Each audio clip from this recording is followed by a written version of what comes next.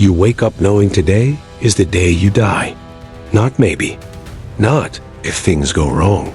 You know you're not coming back home. But instead of running, you put on your armor, pick up your spear, and march straight toward a massive army that could crush you like ants. That's exactly what 300 men did. And somehow, their story has lived for over 2,000 years. This isn't a movie. This isn't fiction. This is the real story of the 300 Spartans, the men who stood against an empire knowing they wouldn't survive the day. The year was 480 BC, and the world was ruled by giants. In the east, a massive empire was on the move, the Persian Empire, led by one of the most powerful kings who ever lived. Xerxes I, we're talking millions of soldiers, an army so huge, drank rivers dry wherever it went. Now picture this. Greece, at the time, wasn't even a united country. It was just a bunch of independent city-states, tiny territories that didn't always get along. But when word spread that Xerxes was bringing his unstoppable army their way, one man stepped forward, a man who didn't believe in fear, a man named Leonidas, king of Sparta. Now, Spartans weren't like anyone else. From the time they were little boys, they were trained to fight, not just trained, forged. They learned to survive pain, hunger, humiliation, all of it. So when Leonidas heard that Xerxes was marching toward Greece, he didn't wait for orders. He didn't call a council. He just said, "We're going to hold the line." But here is the thing.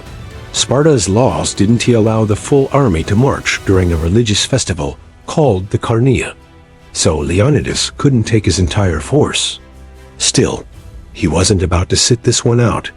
So he picked just 300 of his best warriors, all of them fathers, men who had sons to carry their names. Why? Because Leonidas knew they weren't coming back. This wasn't a mission. It was a message. They marched north toward a narrow mountain pass called Thermopylae, the Hot Gates. And trust me, the name fits. The place was a bottleneck. Ocean on one side, steep cliffs on the other. Perfect for a small force to hold off a massive one. Leonidas knew, if Greece was going to survive, this was where they'd make their stand. When the Spartans got there, other Greek city-states joined them. About 7,000 men in total. But let's be real. 7,000 against hundreds of thousands? That's not a fight. That's a delay tactic. And that's exactly what Leonidas planned, to buy Greece enough time to prepare for war. Now, when Xerxes' army showed up, it was like watching a mountain move, tense as far as the eye could see. The sound of drums, horses, and marching feet echoing through the hills. It said Xerxes' army was so big, it took 7 days for them all to cross a single bridge. And in front of them stood a wall of shields 300 men wide. Xerxes couldn't believe it. He sent a messenger, "Lay down your weapons, and we'll spare your lives." And Leonidas just laughed and said, "Come and take them." 2 words that echoed through history. Molin labe. Then it began. The Persians attacked in waves, but the Spartans held their ground. Their shields locked tight, their spears moving like a machine. Every time the Persians charged, they were cut down. The narrow pass worked perfectly. Only a few could attack at once. Imagine this scene. Arrows darkening the sky, men shouting, metal clashing, the smell of sweat and blood everywhere. And the Spartans? They fought in total silence. Every move practiced, every step calculated. When one soldier said, "Their arrows will blot out the sun," a Spartan replied, "Then we'll fight in the shade." That's how cold-blooded these guys were. Day after day, the Persians came, and day after day, the Spartans held. Even Xerxes started to get nervous. This was supposed to be easy. He had every advantage: numbers, weapons, supplies. And yet, 300 men were holding him back. So he started losing it. He sent his elite warriors, the Immortals, his best of the best. But even they couldn't break through. It was madness. The Spartans fought like they didn't care about dying. And honestly, they didn't. Every man there knew he was already dead. And that's what made them unstoppable. But then came betrayal. There's always one. A local Greek named Ephialtes showed Xerxes a hidden mountain trail that led behind the Spartan lines. In exchange for money and safety, he sold them out.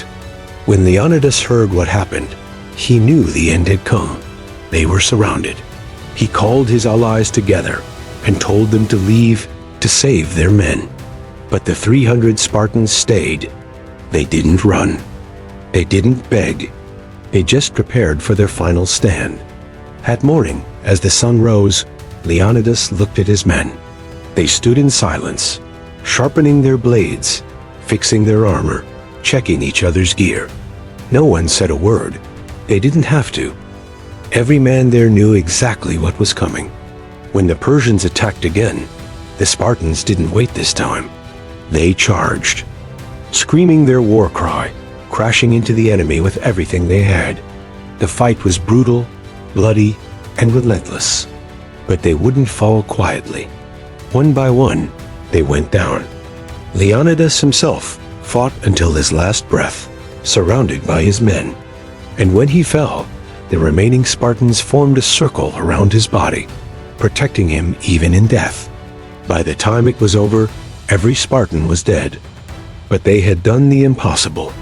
They'd killed tens of thousands of Persians, delayed the invasion long enough for the rest of Greece to unite, and they'd shown the world what real courage looks like.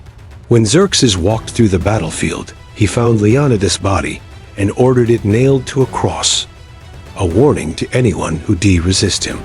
But he didn't understand something. You can't crucify a legend. Word of what happened at Thermopylae spread like wildfire. All across Greece, men and women whispered the story of the 300. They didn't talk about defeat. They talked about bravery. They didn't remember the army that won. They remembered the warriors who refused to surrender. And when the Persians came again, Greece was ready, united, angry. And this time, they won.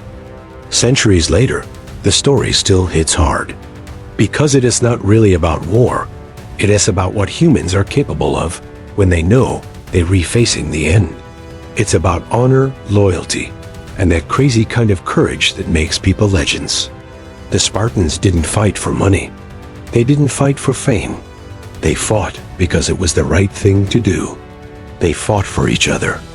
And somehow, that was enough to make them immortal. Even today, when you walk through the ruins of Thermopylae, there's a simple stone monument that reads, "Go tell the Spartans, stranger passing by, that here, obedient to their laws, we lie." So yeah, 300 men went out knowing they were going to die. And they did. But in doing so, they lit a fire that burned for thousands of years. A reminder that sometimes losing the battle is the victory.